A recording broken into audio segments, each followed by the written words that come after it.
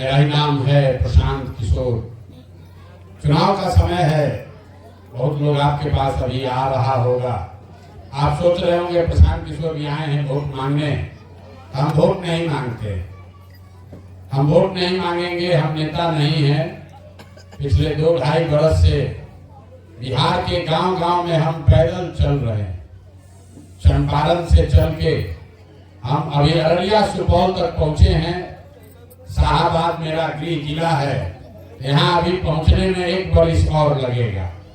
लेकिन बीच में उपचुनाव आ गया है, तो साथियों के कहने पर आपके गांव में आज आए हैं। लोग हमको जो जानता है वो बताएगा कि प्रशांत किशोर ने जिस नेता का, जिस दल का मदद किया, जिसको सलाह दिया, तो सब आदमी जीत के राजा हो गया। तो आज हम आपसे वही सलाह करने आए।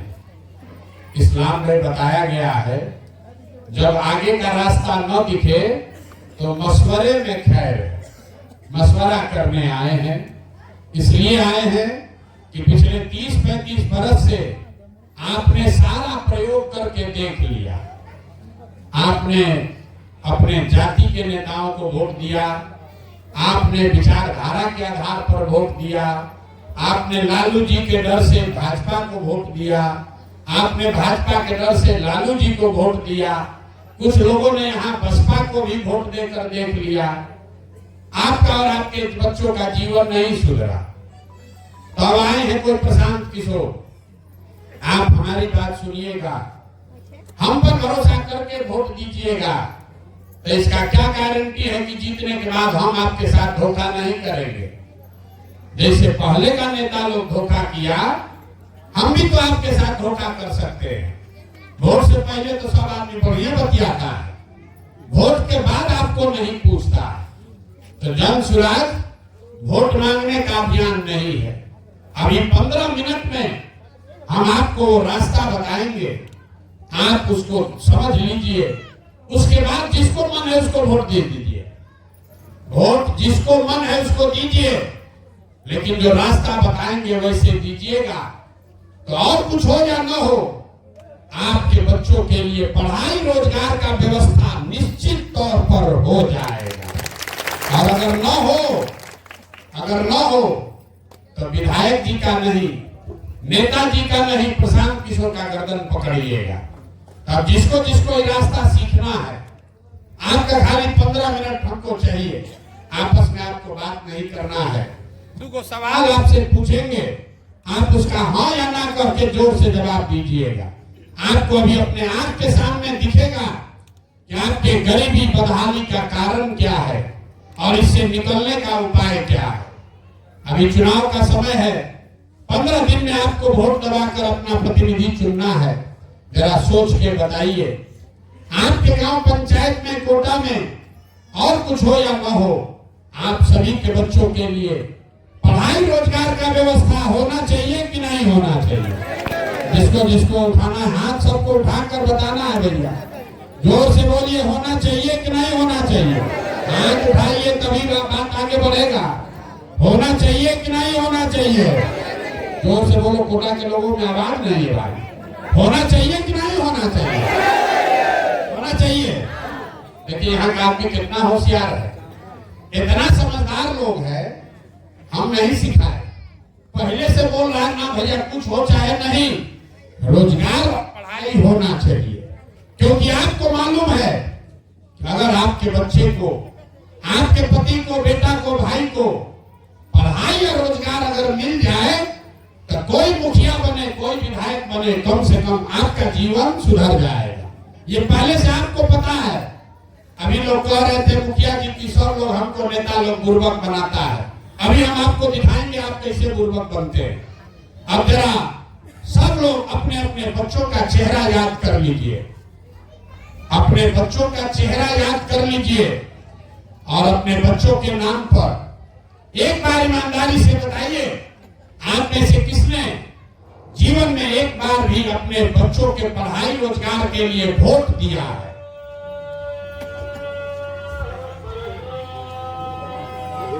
चुप, अभी अजान हो रहा है, अजान के बाद बता।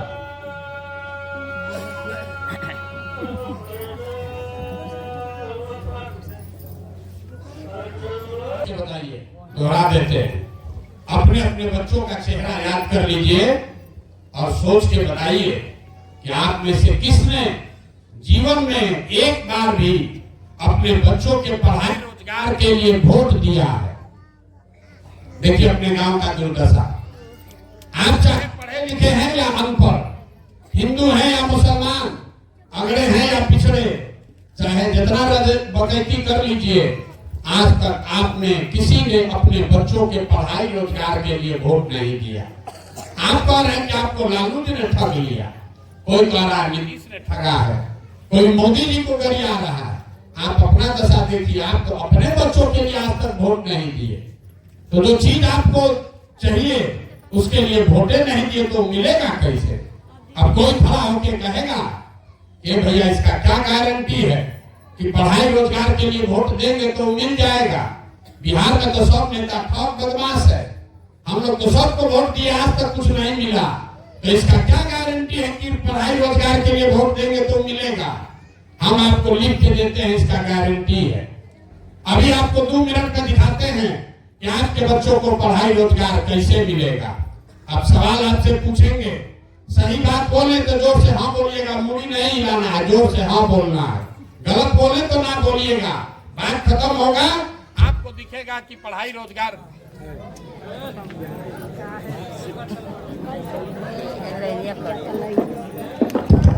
बात खत्म होगा, आपको सामने दिखेगा कि आपके बच्चों को पढ़ाई रोजगार कैसे मिलेगा। पूरे बिहार में, आपके गांव कोटा में भी, पंचायत में बहुत सारे लोगों ने 5 किलो अनाज के लालच में मोदी जी को, भाजपा को वोट दिया है। तो बिहार में चाहे जितना चोरी भ्रष्टाचार है, 1 किलो चोरी करके 4 किलो अनाज यहाँ के गरीब को मिल रहा है कि नहीं मिल रहा है? अरे हाथ उठाकर बोलिए, मिल रहा है कि नहीं मिल रहा है? मिल रहा है। आपने, हमने वोट दिया, हिंदू मुसलमान बन के सारे हिंदुओं ने कहा कि भैया हमारा दशा कुछ भी हो, गांव का दशा कुछ भी हो, पहले अयोध्या में राम जी का मंदिर बनना चाहिए। तो आपके गांव में नाली गली नहीं बना, फैक्ट्री अस्पताल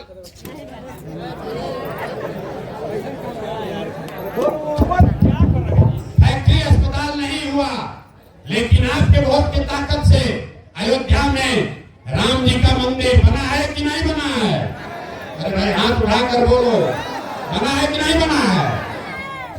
आपने, हमने, कई लोगों ने वोट दिया नीतीश कुमार को। लालू जी के राज में बिजली पानी सड़क नहीं था, तो बहुत लोगों ने वोट दिया नीतीश को कि बिजली आना चाहिए। तब नीतीश के राज में इसी बदहाल बिहार में बिजली का बिल 2000 आए चाहे 6000, घरे घरे बिजली आया है कि नहीं आया है? जोर से बोलिए, आया है कि नहीं आया है?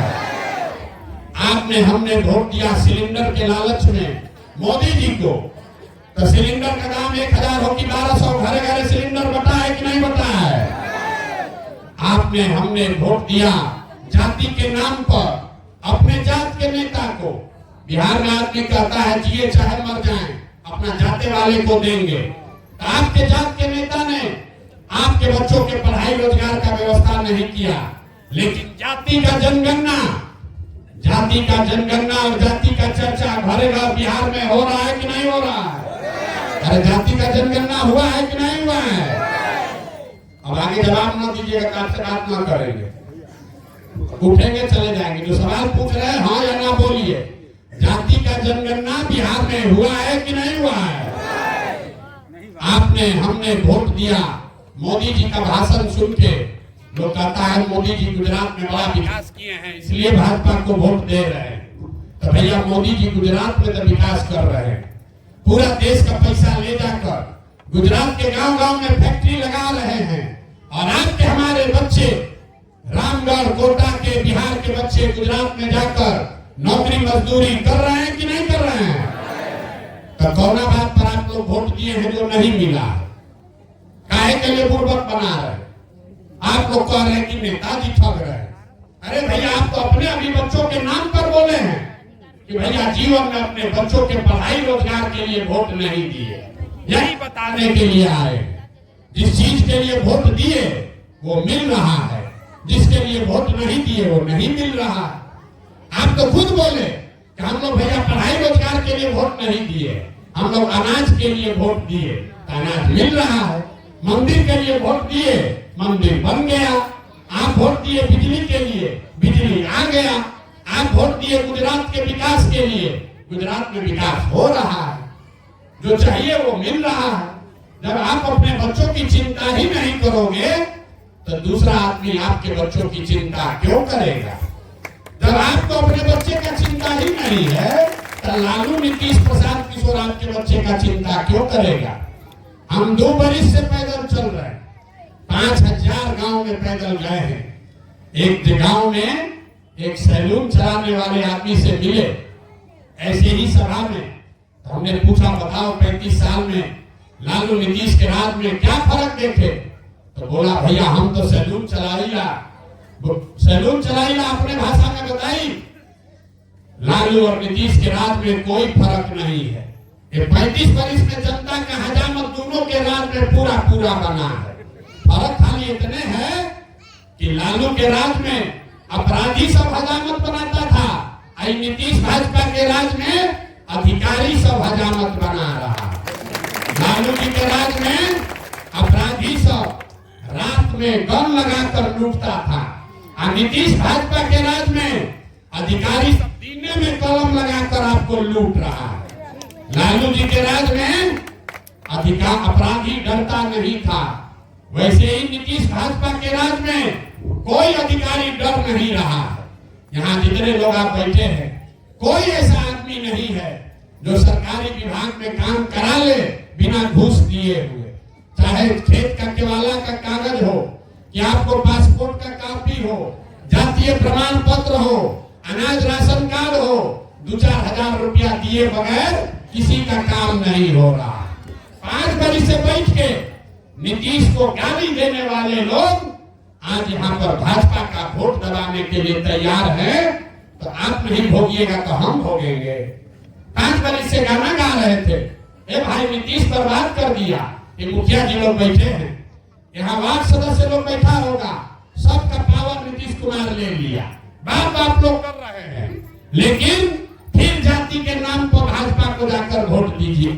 जितने हमारे मुसलमान भाई लोग हैं, 30 बरिस से यहाँ आरजेडी का शासन है और पूरे बिहार में दलितों के बाद सबसे ज्यादा गरीब और बदहाल फटेहाल अगर कोई है तो मुसलमान है। लेकिन वो भाजपा के डर से फिर जाकर उसी को वोट देता है। अभी तक लोग कहते हैं भैया हमारे पास विकल्प नहीं था, तो अब आपके पास विकल्प है। अब आपके पास सही आदमी का विकल्प है।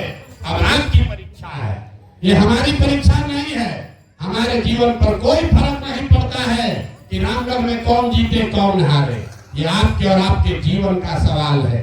आप अगर सही लोगों को वोट नहीं दिखाई दीजिएगा तो देश भर में लोग यही कहेगा कि कुछ हो जाए बिहार का आदमी सुधर नहीं सकता।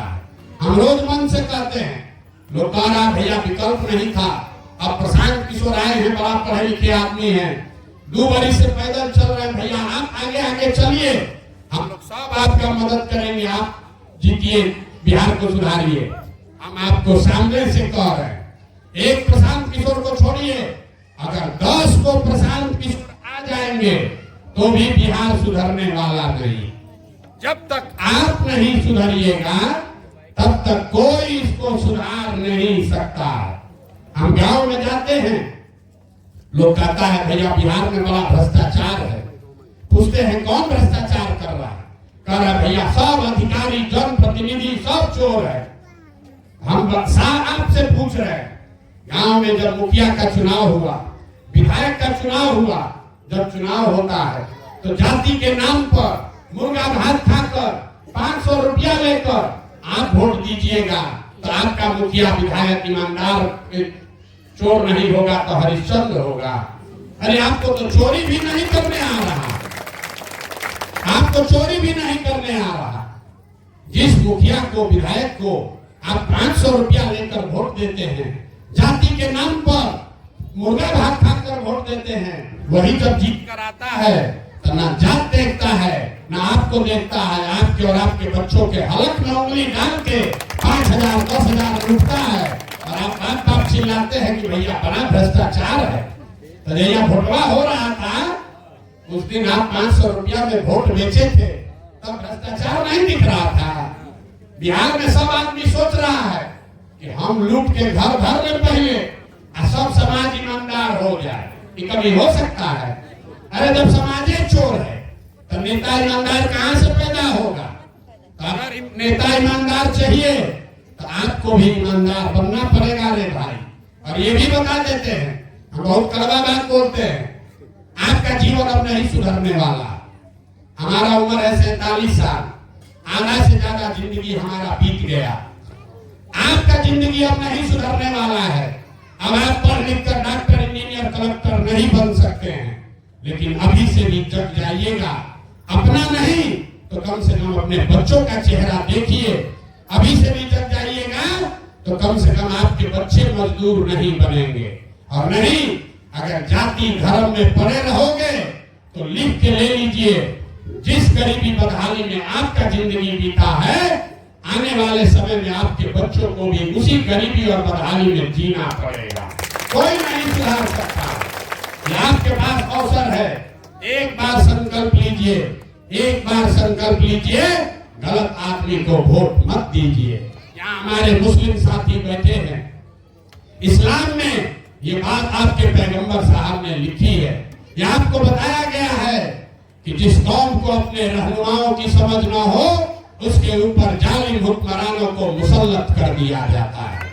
अगर आप गलत आदमी को वोट दोगे तो प्रशांत किशोर से सुनने की जरूरत नहीं है। आपके पैगंबर साहब ने कहा है, गलत आदमी को राजा बनाओगे तो आपके ऊपर जुर्म टूटेगा, होगा ही होगा।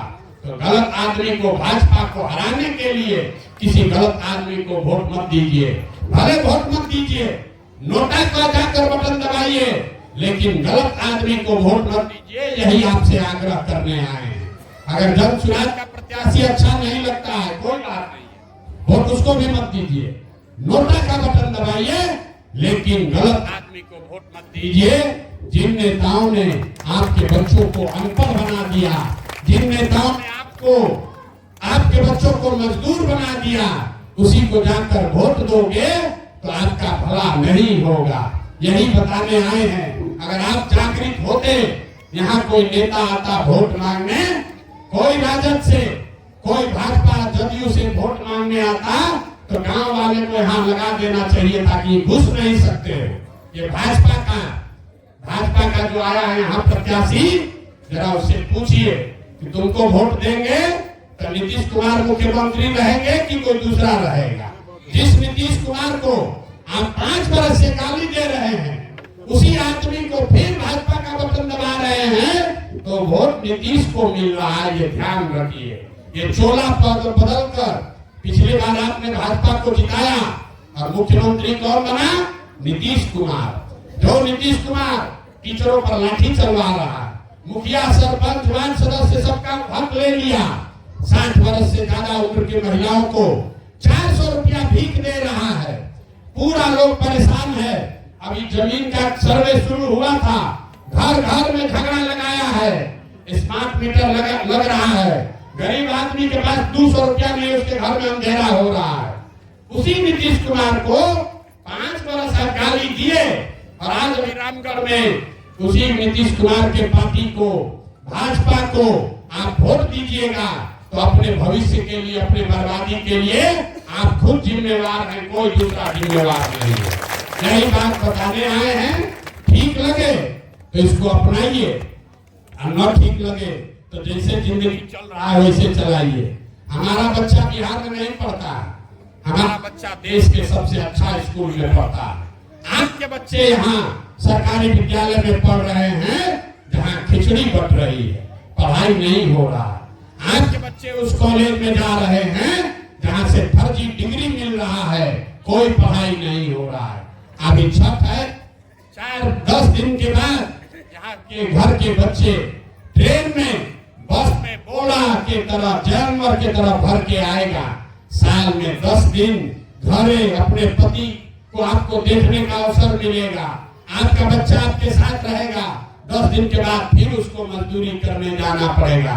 लेकिन जन सुराज ने ये आपको कहा है, अगली बार 2025 में छठ में जब आपका बच्चा, आपका पति बिहार लौटेगा तो छठ के बाद उसको वापस मजदूरी करने के लिए बाहर नहीं जाना पड़ेगा, क्योंकि ये आपके भाई का वादा है।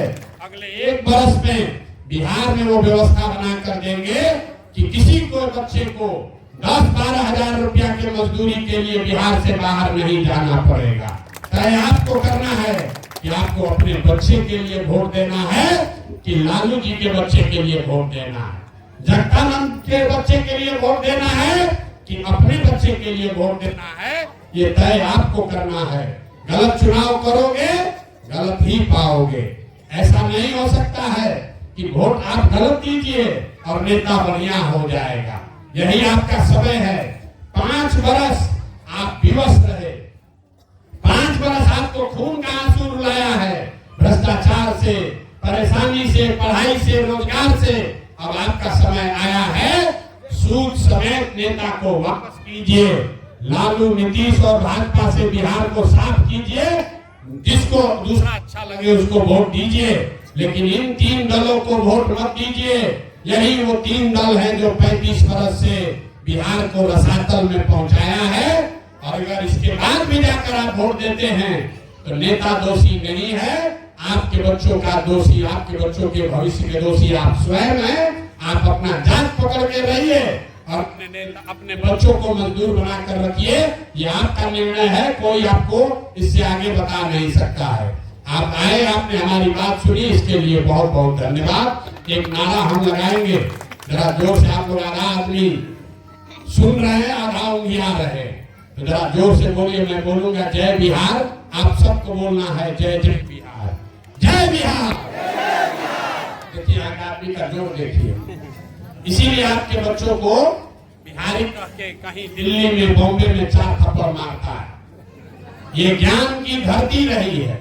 हम जन सुराज का नारा नहीं लगवाते, प्रशांत किशोर जिंदाबाद नहीं बोलवाते, गांव गांव जाकर बिहार का नारा लगवा रहे। क्यों लगवा रहे? मेरे भाई, ये याद दिलाने के लिए। याद कीजिए, ये आपके माँ बाप और पूर्वजों की जमीन है। ये वो जमीन है जहां भगवान को भी आकर ज्ञान मिला है। पूरे दुनिया से लोग पढ़ने के लिए विक्रमशिला और नालंदा में आते थे। ये आपके हमारे माँ बाप और पूर्वजों ने ये व्यवस्था बिहार में बनाई थी।